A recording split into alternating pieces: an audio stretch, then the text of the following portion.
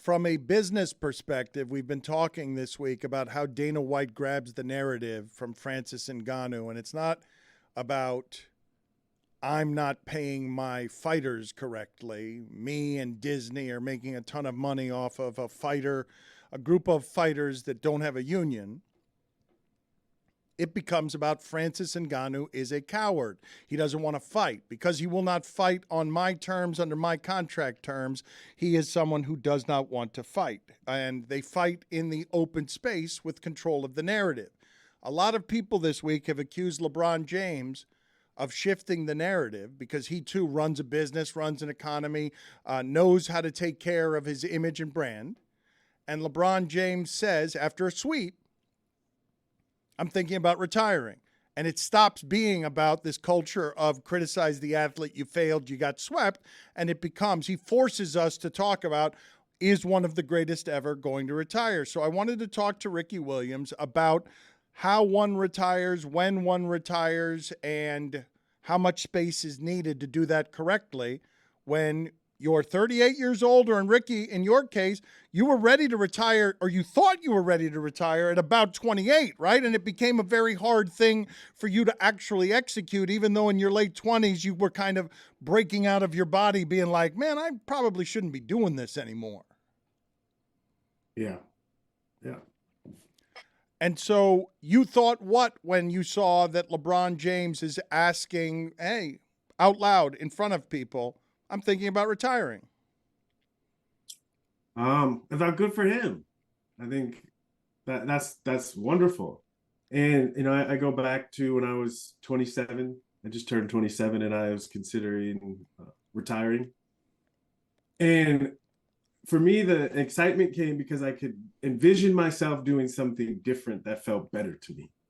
Right? And it kind of shocked me that was possible because, being a professional football player is supposed to be, what every young kid dreams of.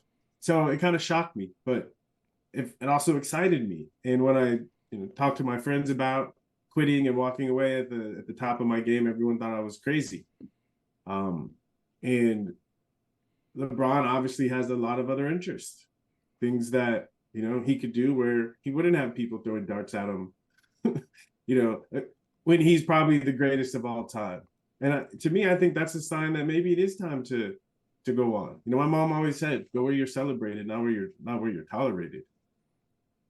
Isn't he in a position, though, where the way for him to continue to get all the things that he wants is by staying maximum relevant as a player? Isn't that part of the tug, that all of his other business interests are helped by being at the center of the Lakers still playing, still being, as he says, better than 90 to 95% of the league? Yeah, that's true, but I think that's a very slippery slope. It's a conversation that you and I have had a bunch of times, and it's what all professional athletes wrestle with, is how do I maintain my relevancy if it's not me utilizing and brutalizing my physical body to do so. And it's scary and it's tough, but I think the more athletes that are willing to ask those questions inspire younger athletes to start asking those questions earlier. And I think LeBron is a great example. Is he's shown, I've done a lot of work with Uninterrupted, his production company, and it's really powerful, the kind of work we're doing, And I've talked about this before when I talked about LeBron's chart. Is, he's a Capricorn. Capricorn is the elder, and as an elder, if you're still known for what you're doing with your physical body, there's something going on here. And I think that so many people respect and look up to him. He has the ability to contribute a lot more, not playing basketball. Can you explain to us how hard it is to give up your identity as someone who makes his living with his physical body better than other people who are competing with their physical bodies? Like, once you've gotten into the pipeline of getting fame and glory and money for those things, celebrated culturally and internationally, how hard is it to stop? I think there's a bigger issue here. It is that for a lot of African Americans, the message that we get is the only value we have is to entertain people. And so if we buy into that lie, then yeah, we're stuck and it's difficult. But if we don't buy into that lie and we've been creating value or using our opportunities that playing professional sports have given us to develop something that's more useful to people and more sustainable, I think that's actually the key. And when I talk to young athletes, I say this is an opportunity, but after the opportunity, that's really when life starts. And if you're making the opportunity your life, you're gonna miss out on a whole lot. And so I think changing the mindset so athletes start to think, I only play to get enough relevancy and experiences to be able to do something that doesn't destroy my body, where I'm not only defined by what I could do with my physical body. Ja Morant is again in the news, Ricky, and you could speak to what it's like to get the intoxicants of fame before you're an adult, before you're a grown man. Ja Morant is someone who publicly looks like he's in some peril.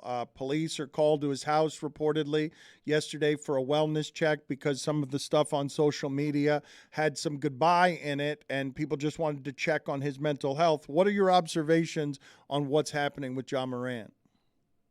First, I say, at least the way you just said it, that's bull.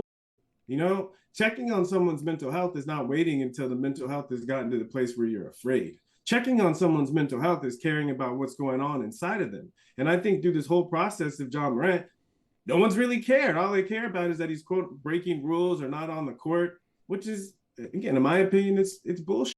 And I think to really care about someone's mental health, I think of in the Run Ricky Run documentary, one of my favorite part of that doc was Jim Brown being interviewed by Sean. And Jim said, you don't know what's going on inside of this man's head. You don't know, right? And the unfortunate thing about most athletes is people don't care unless it's interfering with their ability to compete. And that in itself is not good for our soul. When the only value that people see from us is what we can contribute to their entertainment, and they don't really care about who's on the inside, that's not good for athletes.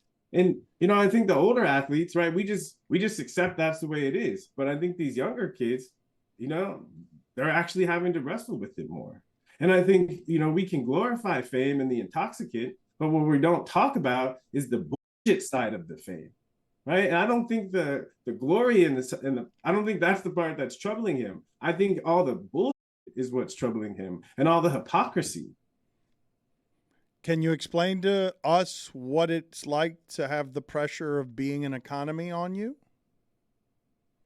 Again, like when you explain to the mindset of a professional athlete is different from the mindset of the fans, right? Because if it was it's different from the mindset of the fans. And so I think you have to step inside of a different perspective to truly be able to appreciate it. And he's not feeling the pressure of the economy.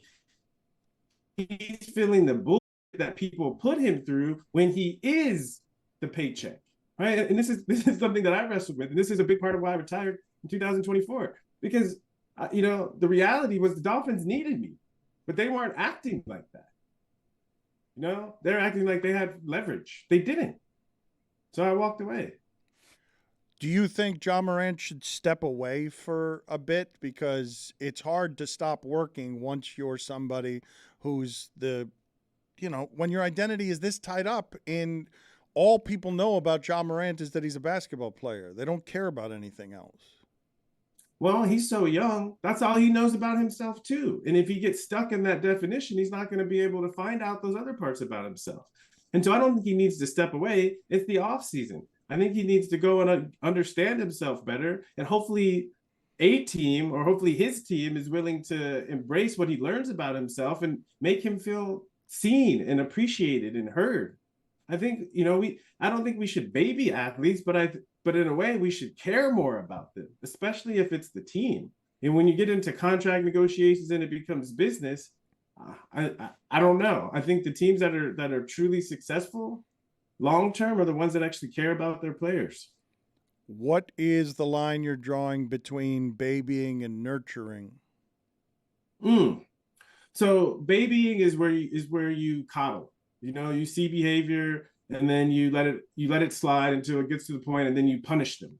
Okay, that's how we treat our kids mostly. And I think nurturing is when you see things, right, asking yourself, he needs something, right? When the baby's crying and I think, the baby needs something, then I'm curious about what I can do to help the baby get what it needs so that it can thrive. because nurturing is about seeing something grow and thrive.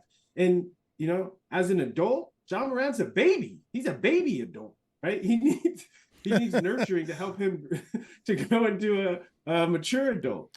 Yeah, but that infantilizes athletes in a way that I get uncomfortable with, even though I agree with you, even though I understand what you're saying, that the pressures, the adult pressures that are arrived at his life along with basketball, because that's hard enough to be great at without getting good at all the other stuff you need to be good at to be running an empire, Ricky. Well, I'm not even saying running an empire. I'm saying being a human being. This is the problem. I think once someone puts on a jersey, they're no longer a human being anymore. And I think, again, I don't think that's good for athletes because it alienates them from themselves. Weren't you always getting hurt by feeling like the business didn't care about you in a way that seemed naive? It seemed naive, but seemed naive to whom, right? Of course, the business, right? Not naive to the human side. I guess I feel like my goal is I'm trying to like help humanize athletes.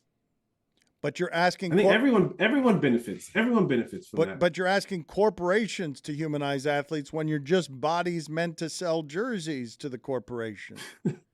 Exactly. But I think in the long term, it's more sustainable. If you know, to me, I think it reflects well on all the leagues. If when the players leave the league, they're going out into the world and they're doing big things. But you say more, Ricky, you say more sustainable, but what is most sustainable is the business, not the humanity. The humanity is disposable. It's interchangeable. We'll get the next Ricky Williams. Well, that's only going to last for so long.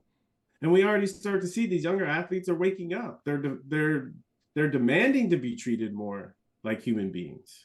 And I love it. And I like to think that, you know, what I've done as an athlete has been an example that you're allowed to be a human being. Ricky, good talking to you. Much love, buddy. Yeah, thank you.